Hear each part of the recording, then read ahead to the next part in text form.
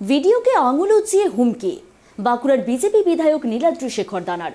প্রধানমন্ত্রী আবাস যোজনায় দুর্নীতি ও স্বজন পোষণের অভিযোগ তুলে বাঁকুড়ার ১ নম্বর ব্লকে ভিডিওকে ডেপুটেশন দিতে যায় বিজেপি বিধায়ক নীলাদ্রি শেখর দানা সহ বিজেপি নেতৃত্ব।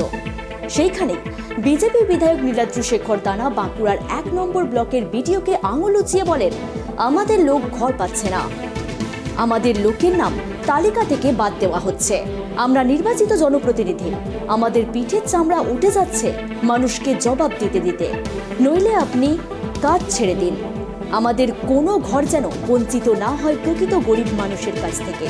এই ভাষায় চড়া সুরে বাঁকুড়ার ১ নম্বর ব্লকের ভিডিওকে হুমকি দেন বিজেপি বিধায়ক। যদিও ব্লকের ভিডিও অঞ্জন চৌধুরী বলেন, একজন বিজেপি বিধায়কের কাছ থেকে এটা আমি আশা করিনি।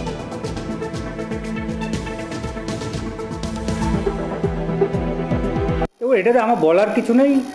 প্রত্যেকের কাছে আমাদের একটা এক্সপেকটেশন থাকবে যে তাদের শালীনতা বজায় রেখে পরেই আমাদের কাছে কথা বলা উচিত।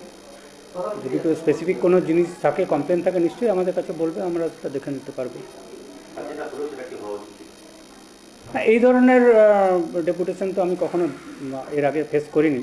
আর এই ধরনের যে এটাও মানে যে ধরনের বিহেভিয়ারটাও আমি হয়তো মানে এক্সপেকটেশন ছিল না। এটা বিজেপি দলের একটা কালচার। বিডিও একটা সম্মানীয় ব্যক্তি, সম্মানীয় চেয়ার বিলং করেন, তাকে এই সমস্ত আঙুল উঁচিয়ে অসভ্য ভাষায় কথাবার্তা বলা এটা ঠিক নয়। এটা বাংলার মানুষ ভালো চোখে নেয় না, আর আমার জেলার মানুষও ভালো চোখে নেয় না। এটা অত্যন্ত নিন্দনীয়। এটা এখন শুধু সামনে পঞ্চায়েত নির্বাচন, ওদের পায়ের তলায় মাটি নেই, হার নিশ্চিত, এই সমস্ত জেনে এই সমস্ত করছে, ওরা নাটক করছে।